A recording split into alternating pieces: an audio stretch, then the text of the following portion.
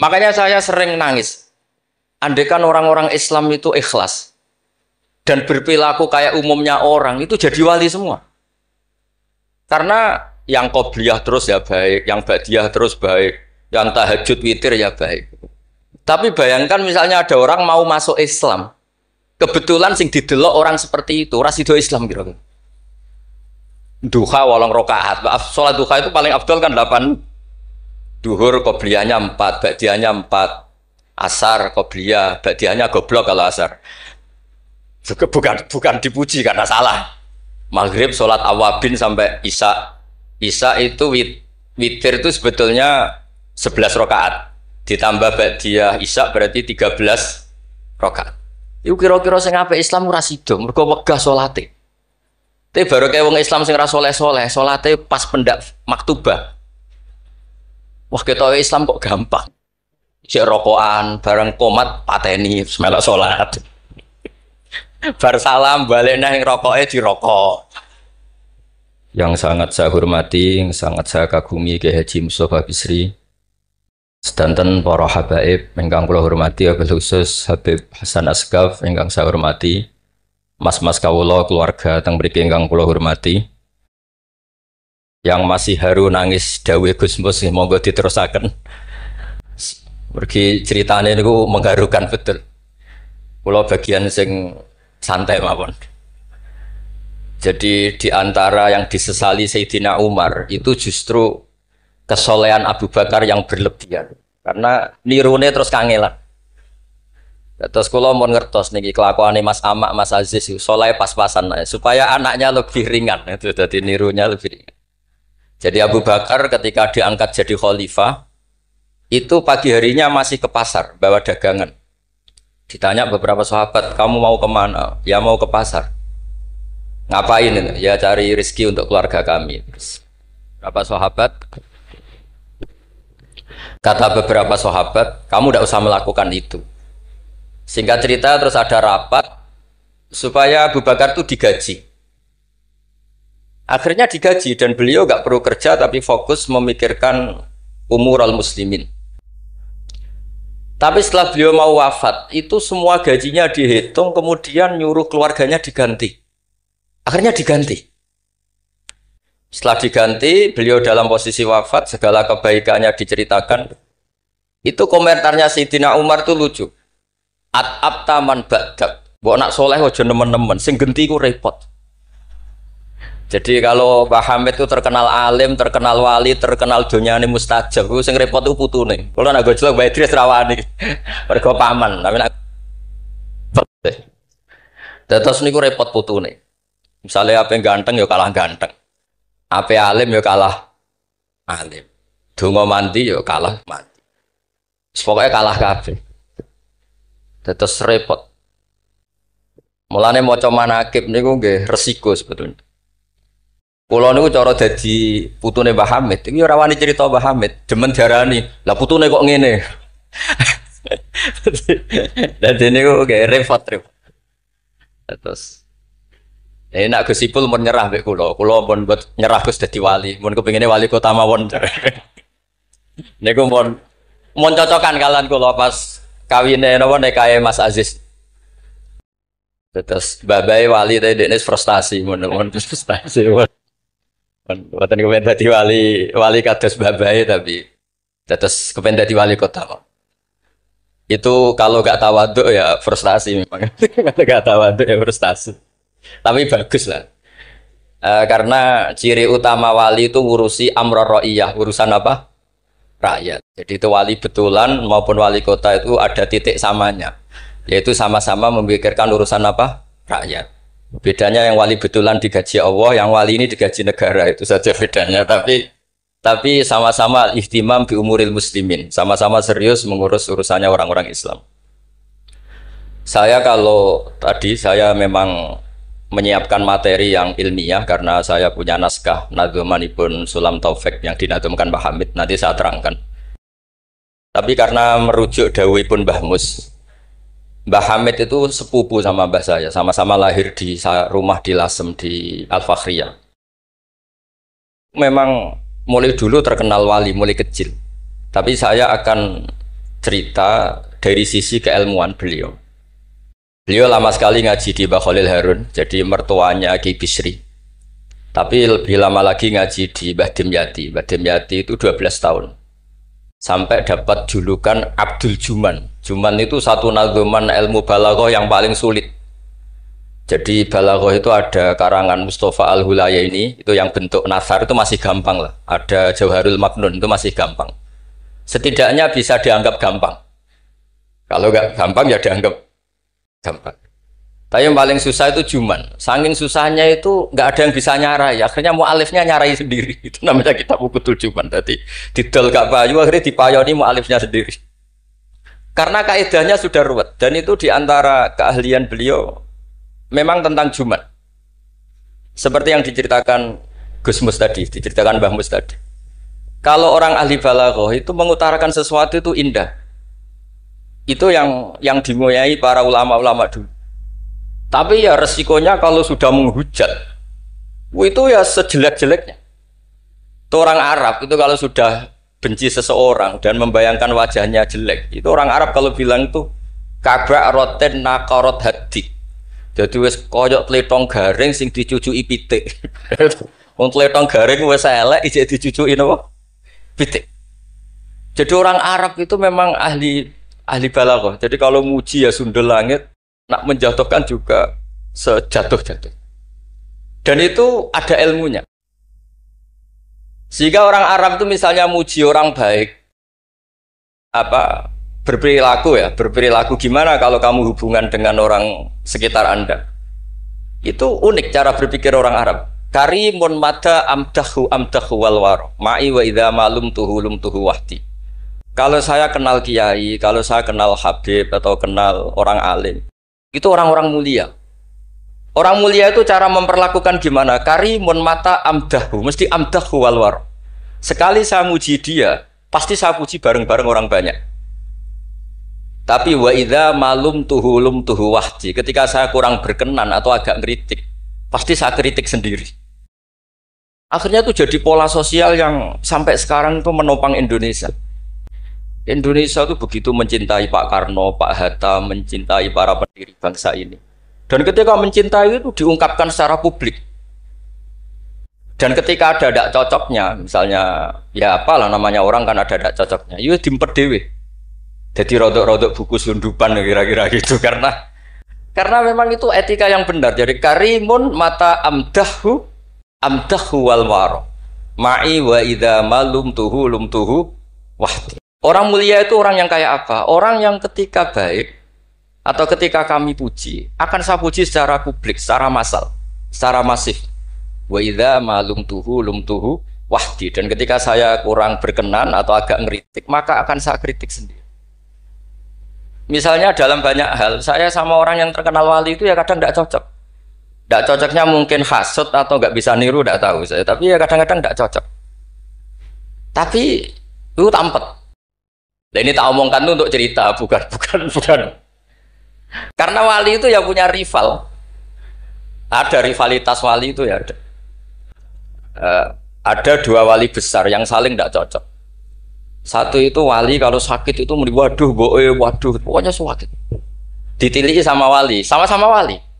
Kamu itu wali kalau sakit kok waduh boe wali model apa? Wali itu ya kayak saya, tidak pernah sambat gitu. Kalau sakit pun menengahi. Gitu. Terus justru itu masalah kamu di situ. Sok wali pakai perilaku wali. Justru saya seperti ini jadi wali karena koyok wong awam. Ini tawaduk saya. Gitu. Jadi ini dua wali besar, gojol-gojol kan. Maka kalau ada orang muni waduh boe aduh anggap wali yang sedang tawaduk, meniru orang awam gitu. Atau memang awam betul. Jadi wali itu ya gejol-gejolkan, ya saling tidak cocok. Maka masyhur dalam cerita Abu Yazid Al-Bustami, itu beliau GR sama Allah sampai tanya, ya Allah yang setingkat dengan saya itu siapa? Itu dijawab yang tidur dekat kamu itu, satu kamar tidur terus, hanya sholat fardu dia bangun. Padahal Abu Yazid itu tahajud, witir, apa saja dilakukan. Tanya sama Allah, kenapa ya Allah? Kamu itu ibadah serius sama saya itu kayak nganggap saya gimana gitu. Kalau kamu udah ibadah kayak mesti saya hukum. Kalau ini tidak, nganggap saya itu baik, terus ditinggal tidur.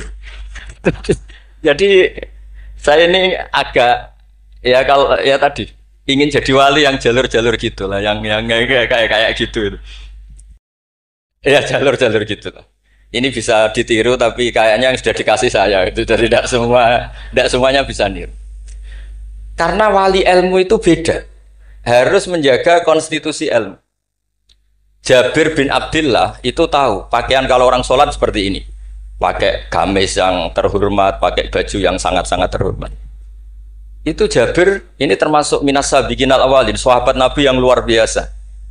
Itu datang ke masjid, gamisnya dicopot, pecinya dicopot, terus tinggal satu sarung, akidan torofaihi ala atikihi. Ini cerita itu ada di Bukhari, di bab Kitabul Ilm. Zaman kalau tentang saya berarti tentang Bukhari, karena ini ada di kitab Bukhari. Kalau nggak percaya dicek, kalau nggak ketemu berarti tidak pernah mutolaah, bukan salah saya. Semuanya ditanggalkan kecuali sarung satu, terus akidan torofai izarihi ala atiki, ditancang begini aja.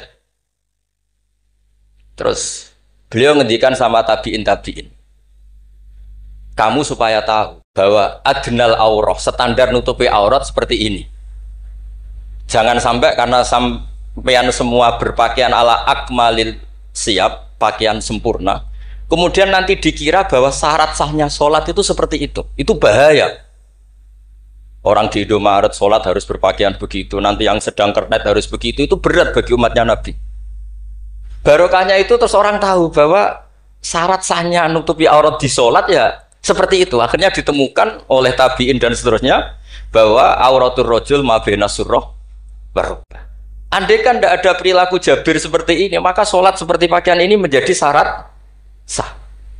Dan itu ribet kan?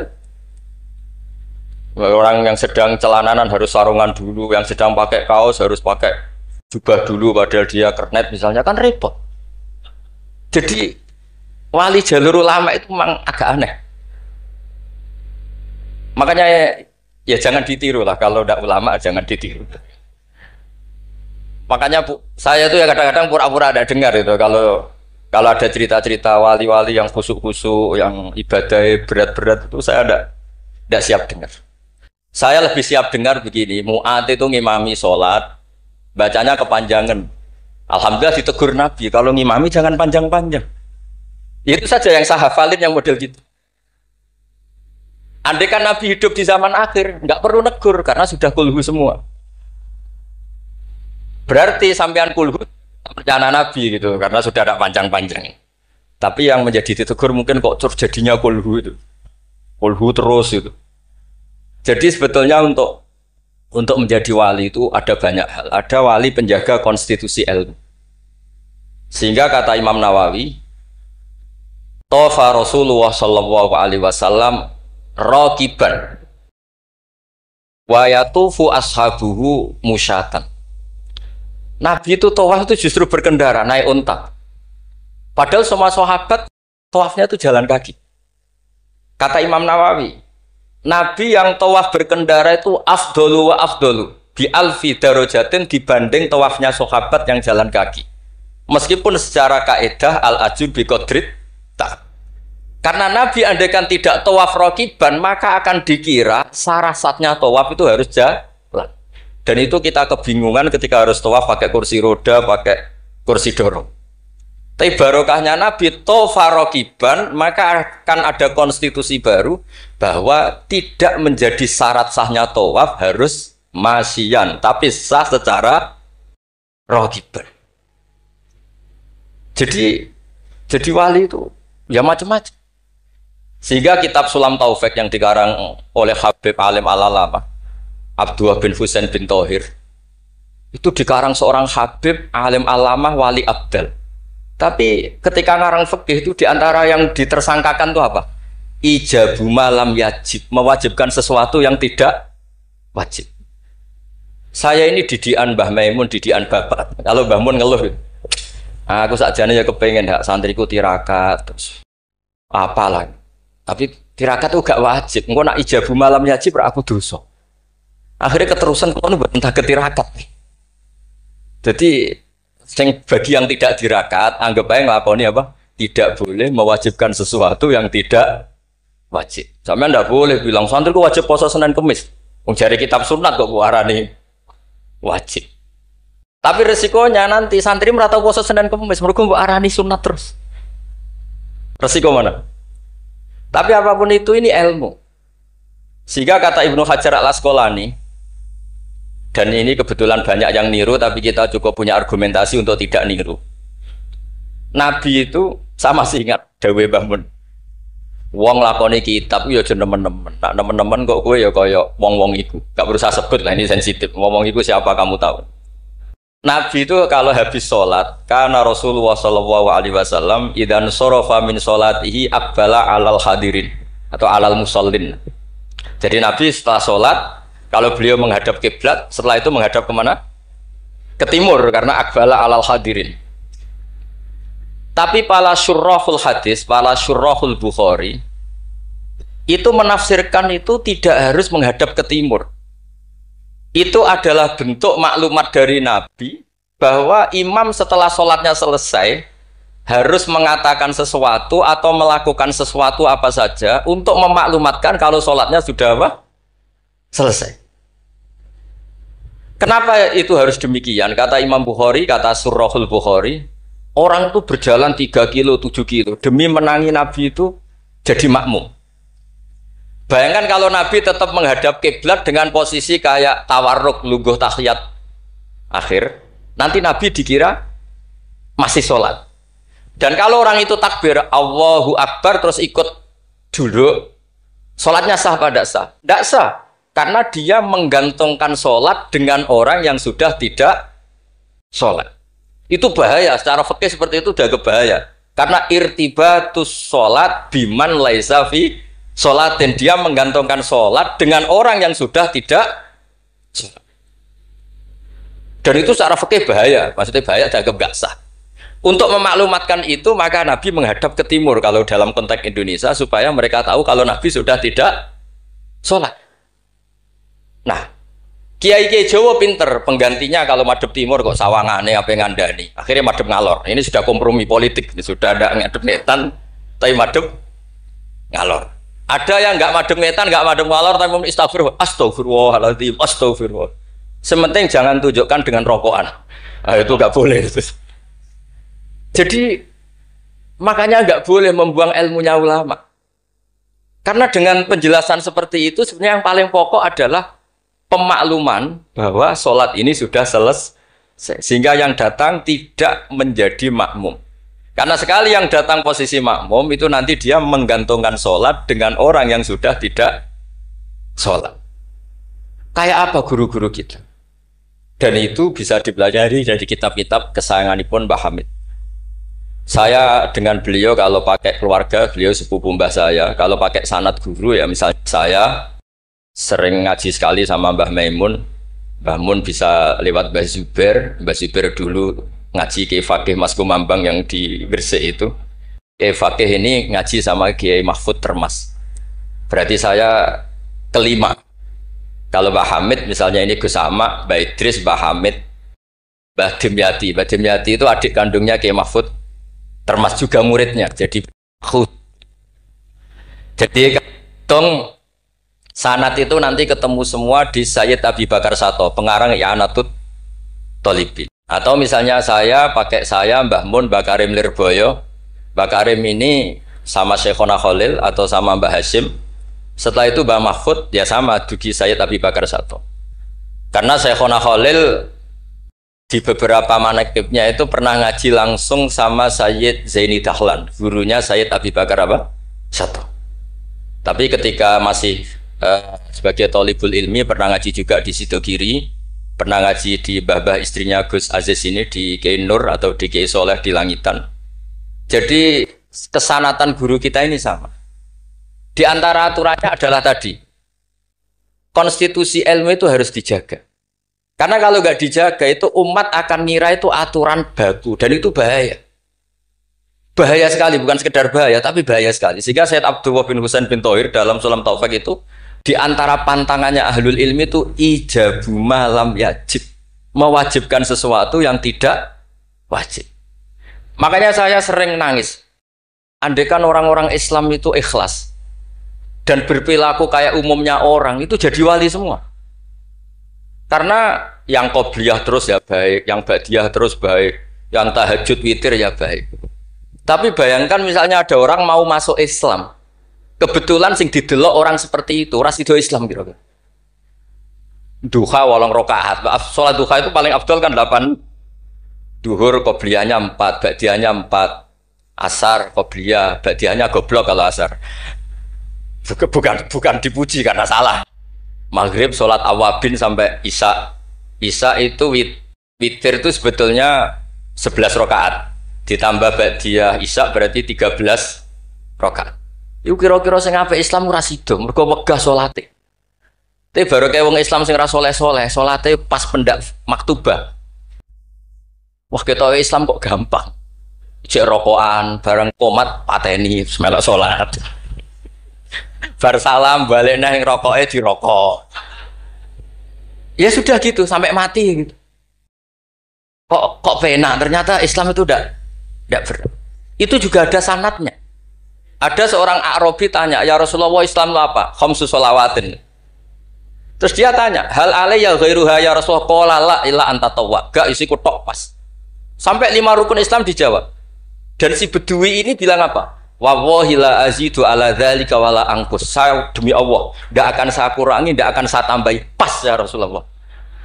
Tapi ini Islami Bedui loh, sampai nak niru nggih monggo. Tapi apa kata Nabi?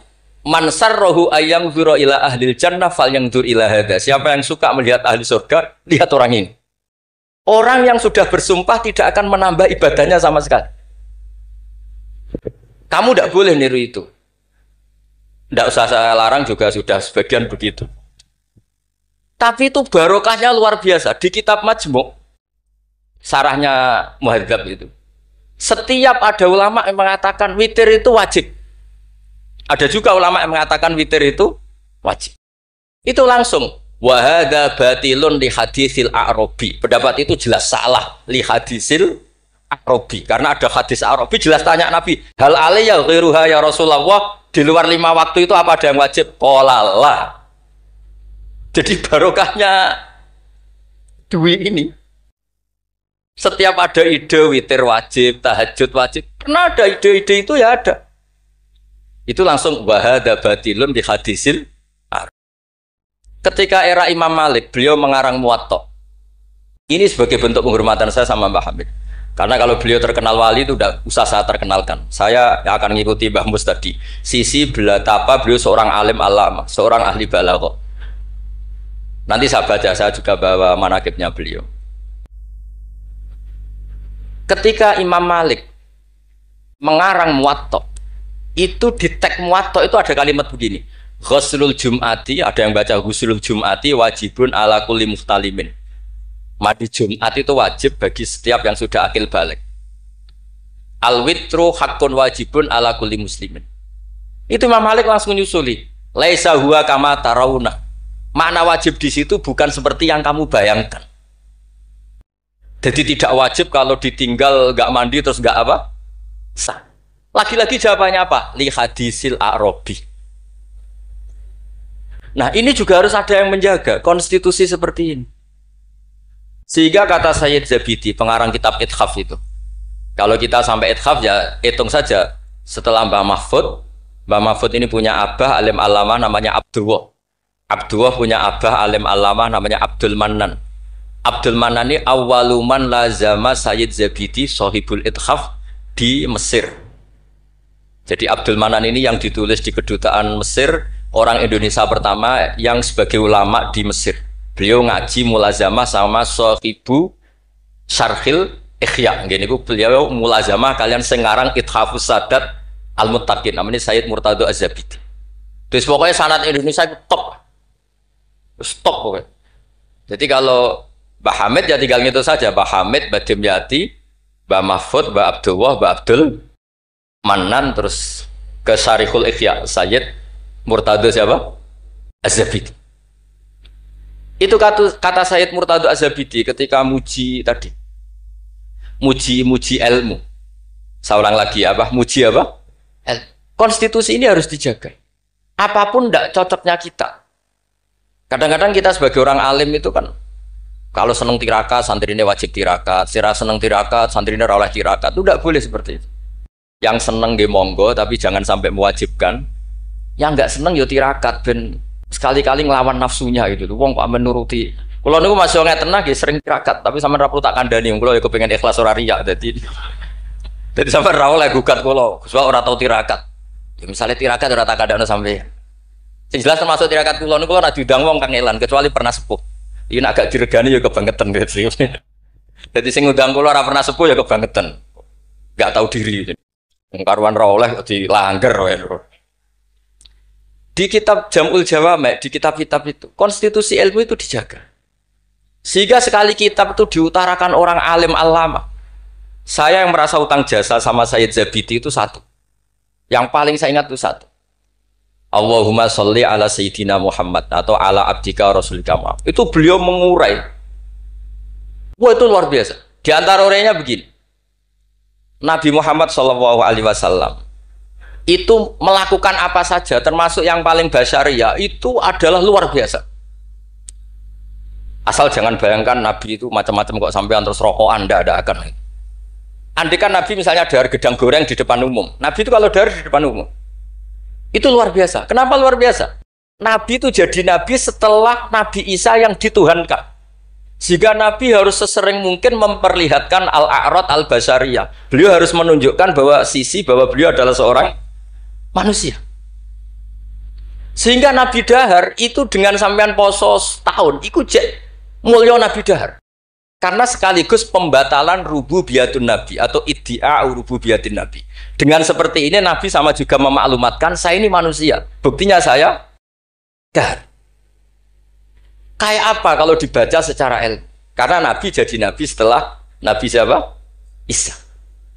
Maka kata Sayyid Az-Zabidi, agama ini agama terbaik. Dan umat Rasulullah SAW tidak akan mengalami apa yang dialami umatnya Nabi Isa. Caranya gimana? Dengan memperbanyak baca sholawat. Jadi cara Sayyid Zabidi, sholawat itu satu konstitusi ilmu. Allahumma Allah pemberi, ala Muhammad atau ala Sayyidina Muhammad yang diberi.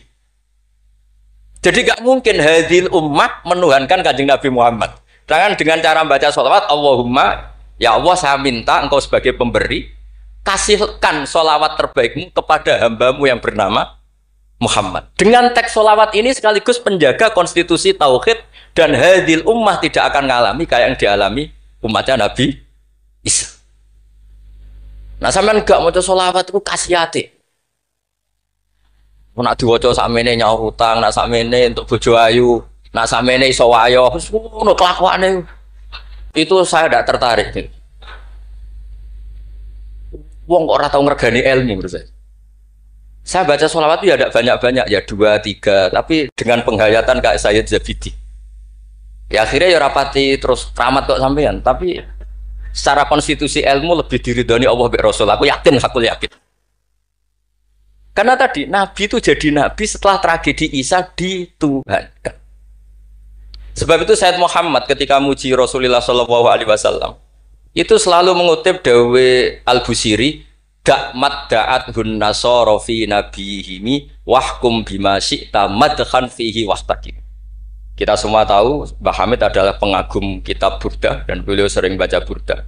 Di antara Burdah yang dipakai semua ulama termasuk Sayyid Muhammad setiap ngarang madaih itu apa? Dak ninggal nosiro ma ing perkara iddaat kang mendakwahkan hu ing mas sapa an-nasara fi nabi. Yang penting kamu muji Nabi. Aturan dasarnya apa? Tinggalkan apa yang pernah dilakukan orang Nasrani, yaitu saking mujinya Nabi Isa sampai menuhankan Isa. Itu saja kamu hilangkan. Da'mat da'athun nasara fi nabi. Setelah itu kamu tanggalkan, kamu hilangkan wahkum bima syi'ta madkhan fihi wahtakim. Setelah itu kamu muji Nabi Muhammad sundul langit gak apa-apa. Asal sudah meninggalkan da'mat da'athun.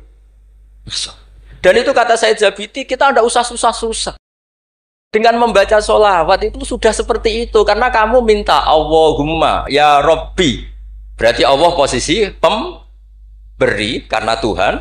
Nabi apapun ala qadruh, apapun tingginya derajatnya Nabi itu posisi penebri.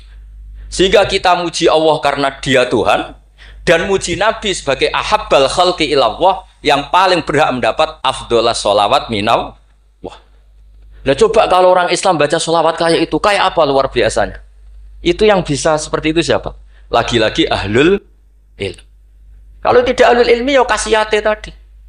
Paket ini untuk apa? Paket ini untuk apa? Ya ribet. Kalau nggak sering jalur ijazah tiang, tapi alhamdulillah terkenal ramanti terus udah buat. Sing jelas tak amuk. Sering kalau dia, Gus, nek nak maca selawat kasiyate apa? Kowe iku nabi-nabimu dhewe perhitungan. Nak maca selawat go nabi yo sing seneng, maca arang-arang wae perhitungan, njaluk opah. Gus punya ijazah jenengan namuk, kowe ku ora bener.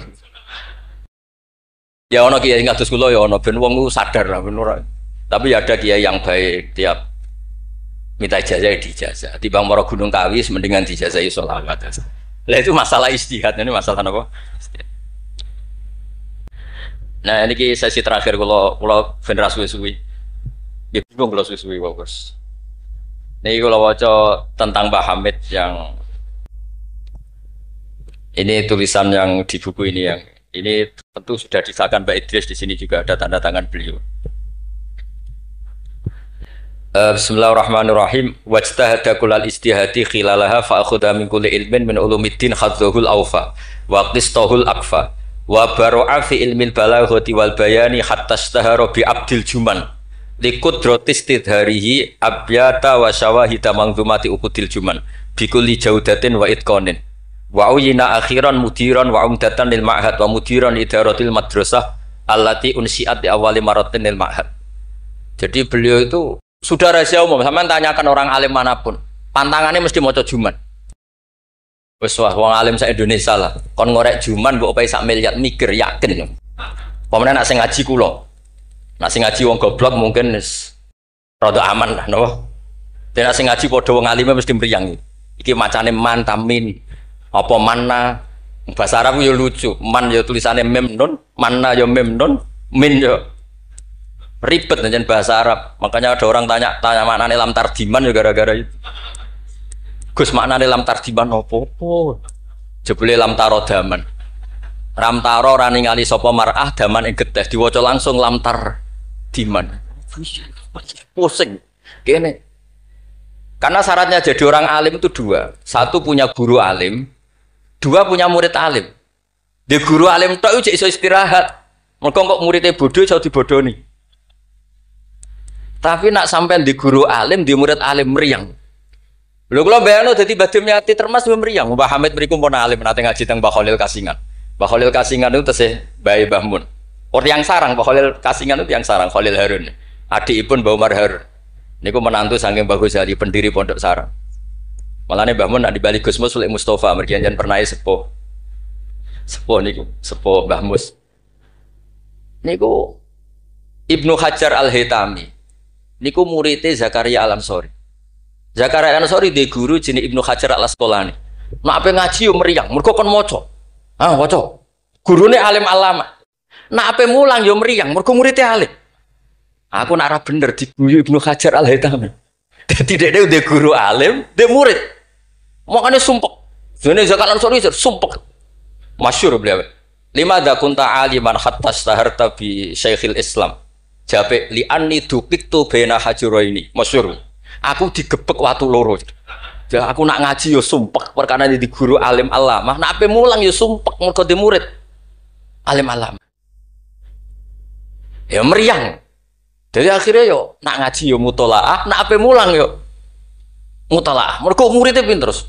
Zaman itu terkenal Ibnu Hajar Al-Haytami, alim alamah. Wong karangane luwih akeh timbang gurune. Jadi mulane di murid orang alim ya barokah maksudnya sampean gue. Jadi aja men ngeluh murid kok gak alim-alim, iku Allah sudah nyediakan berkah.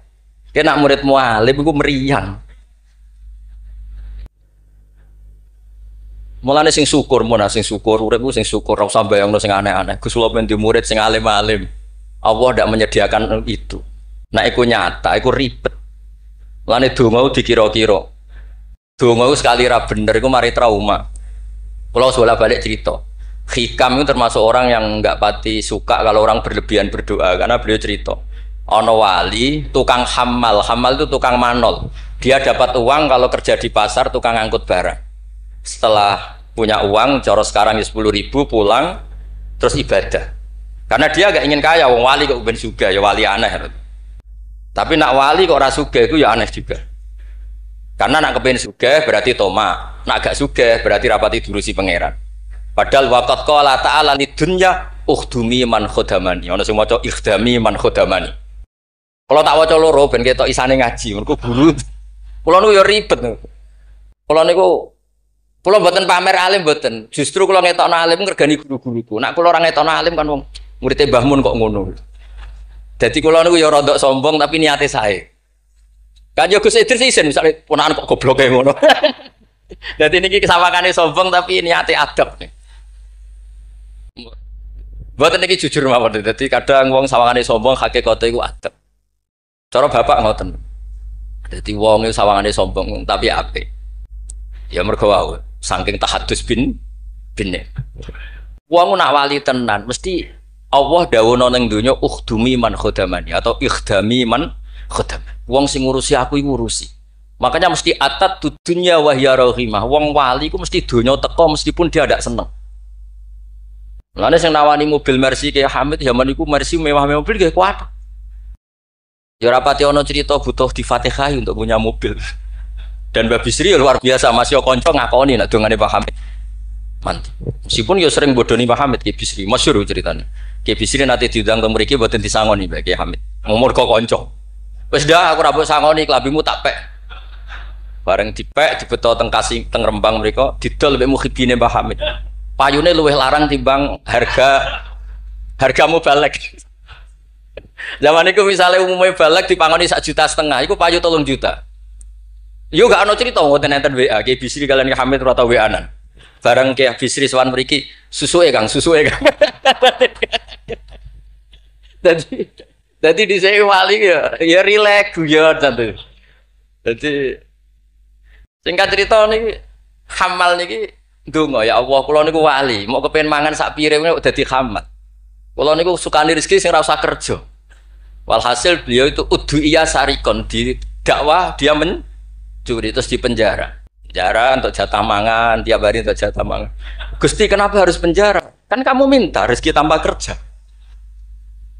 Gak iso sampai pangeran ralat doa mboten saged. Mulane ndonga niku aja yo sing ana sunah Rasul mergo nek sekali keliru niku ribet. Mulane kula nate wonten tiyang melarat wedok elek kebetulan niku rayu. Yo dongano Gus, dongano bojo kula niku sugih. Aku ya tak jawab. Sampean siap nak bojomu sugih? Maksudnya nak sugih mesti pertama digenti ku omah. Bariku mobil. Bariku mesti dievaluasi ku sampean. Omah wis apik, mobil wis apik, mau karek sitok. Kok penumpangnya ngene. Akhirnya mun Gus rasa. Dadi donga iku ya kudu dipikir lho. Lho coba setelah potongan wong lanang gak padha wae lah susu. Coba ketika omahmu mewah, mobilnya mewah misalnya Alphard sing mlebu seperti itu gak usah dijelaskan itu. Coba apa yang kira-kira dievaluasi? Rumah sudah diganti, mobil yang kira-kira diganti apa coba? Sakit, mboten Gus naoten mboten usah. Jadi kula berkali-kali membatalkan doa. Karena timbang donga ketok ra mandine aduh ya sudah seperti itu. Niku nggih trik lho, tularan gosipul politik lho. Sangat politik. Mun kula maca mawon sing mudawwan. Nah, saya senang kalau buku tentang beliau itu mudawwan. Karena kalau tidak mudawwan itu nanti nasibnya Mbah Hamid kayak les. Al-laitsu afqahu min Malik illa annahu daya'ahu ashabu. Itu dawuh Imam Syafi'i. Sebetulnya Imam Les itu lebih alim ketimbang Imam Malik dalam hal fikih. Illa annahu daya'ahu ashabu, tapi ashabnya Les menyia-nyiakan. Artinya gini, Imam Les itu punya karangan, punya perilaku, tapi sama murid-muridnya tidak didokumentasi. Akhirnya orang tidak tahu lagi Imam Les. Padahal itu rival debatnya Imam Malik. Makanya penting bagi ini ada Gus Sama, ada Mas Aziz supaya mengabadikan tulisan-tulisan Pak Hamid termasuk Nadzuman Sulam Taufik. Karena bikin nadzuman itu tidak gampang. Dari kata nasar, prosa, dinazumkan itu kan butuh keahlian. Karena nadzuman itu harus notnya sama, akhirannya sama. Mengganti kalimat yang prosa itu kan tidak gampang. Ini sudah saya cek karena saya tiap hari juga baca Sulam Taufik. Itu sama sekali nggak ada yang dibuang dari kata aslinya. Kata aslinya yang di Sulam apa? Taufik. Jadi seni bikin nadzuman itu ya tidak gampang. Misalnya begini, saya beri contoh yang terkenal. Kenapa saya milih yang terkenal supaya lebih gampang? Zaman Sayyidina Ali karramallahu wajah masih sugeng itu ngendikan begini. Yaqsimu dhuhri, ada riwayat qasama dhuhri rajulani. Abidun jahilun wa alimun fasikun. Yang merusak Islam itu hanya orang dua. Orang abid tapi bodoh, orang alim tapi fasik. Itu ulama dulu segampang ini membuat padanan itu dan maknanya sama. Fasadun kabirun alimun mutahatiku wa akbaru minhu jahilun mutanassiku. Kerusakan besar kalau ada orang alim yang fasik. Tapi lebih rusak lagi kalau ada orang bodoh ahli ibadah. Itu I'anatul Thalibin, Sayyid Abi Bakar Sato, gurunya Mbah Mahfud. Berarti Mbah Hamid, Mbah Dimyati, Mbah Mahfud, Sayyid Abi Bakar apa? Sato. Berarti guru keempat. Itu punya cerita. Kenapa orang alim yang fasik afdalu min jahilin mutanassik atau min jahilin abidin? Terus dua orang ini berdebat. Ya apik wong bodoh lah, piye ahli ibadah. Tetap apik, mula wong alim tapi fasik. Dua orang ini akhirnya sepakat. Marani wong bodoh sih. Marani wong bodoh ya pasti ibadah jenenge wong bodoh. Ibadah. Dua orang ini ya rada kurang ajar wong loro. Ya fulan ana rabbuka, aku iki pangeran. Seneng aku kowe nyembah aku terus. Tapi mulai saiki wis tak bebasno. Sesuk-sesuk ora ibadah ra apa-apa, wis tak ridani. Aku langsung nih, hore sesuk wis bebas. Saking bodone. Umpama dekne ngaji kan ngerti. Sautullah harf iku Allah iku nak ngendikan gak nganggo sautun ka sautil adam. Umpama dekne tau ngaji kan Allah iku mukhalafatul. Ora mungkin Allah kok diswara kaya ngono iku ora mungkin. Tapi matur nuwun Gusti, matur nuwun Gusti. Mulai sesuk kula mun mboten salat malih. Menang sing sitok delok bodho. Wes, akhirnya golek wong alim sing fasik. Delok pas mabuk jenenge fasik. Mabuke jeneng masjid bisa. Wong alim piye-piye dhewe bau-bau masjid. Mabuk ning masjid. Seneng sing sitok. Wah, satu-satu berarti mergo sing mau bodho, sing sitok mabuk. Seneng sing dia pendapat ya apik wong abid sing bodho timbang alim fasik. Mergo pas mabuk. Oleh muni ya padha kok pager. Ya fulan. Ama tastahi minni ana rabbuka. Mbok wong diisin to ambek aku iki pangeran ndelok kowe kok amen mabuk. Si wong alim mau masuk mabuk iki jadi sisa-sisa alime. Golek pedang.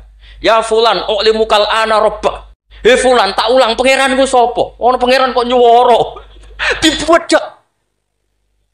Artinya dekne cek memenuhi definisi ilmu nak wa mukhalafatul bil khawatir. Mas mabuk lho, cek waras. Ya maksudnya nak iso ya aja bodoh, aja ngono, maksudnya nak iso. Tapi ini kalau cerita tentang Mas Sama, tentang Mas Aziz ini, Mas kula sedanten. Enggak gampang. Jangan kira terus ini hanya nukil, enggak gampang. Dari lafaz apa? Nathar, prosa, kemudian menjadi apa? Nadzuman kayak tadi dari qasama dhuhri rajulani. Terus diganti apa? Fasadun kabirun alimun mutahatiku akbaru minhu jahilun mutanas. Ini saya beri contoh ya.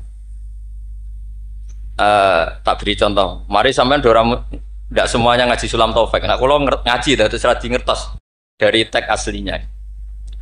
Misalnya begini ya, ini yang hatmun alal mukallafid dukhulu fi dinina ja'a bihi rasulu ma'asubuti fihi bidawami wa akhdhi lazimin la ahkami. Ini kan persis teks di aslinya. Sampai siapapun yang ngaji Sulam Taufik pasti tahu.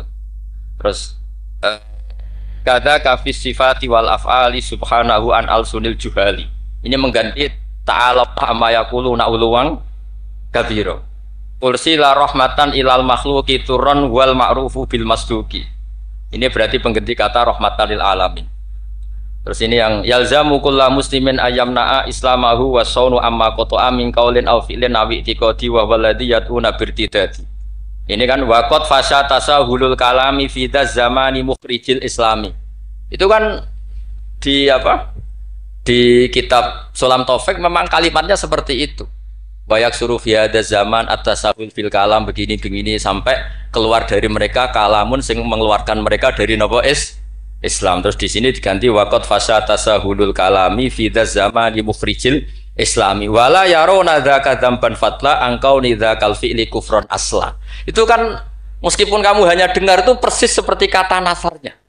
Tapi oleh Mbah Hamid digubah monggo Mbah Firdaus sedemikian supaya menjadi nadoman yang mudah dihafal. Jadi itu butuh malakah. Nah, kenapa beliau punya malakah itu? Karena ketika ditermas di antara kitab yang beliau kaji itu adalah Uqudul Juman sampai punya gelar Abdul Juman. Jadi saking mulazamahnya kayak kamu kalau suka uang itu kalau orang Arab bilang Abdul Dinar. Makanya Nabi kalau ngeritik Ta'isa Abdul Dinar, Ta'isa Abdul Dirham. Jadi kalau orang menekuni sesuatu itu disebut apa? Abdul. Itu dulu Kiai Hamid ditermas sampai punya gelar Abdul Juman. Saya kira ngoten nggih pun masyhur sedanten. Assalamualaikum warahmatullahi wabarakatuh.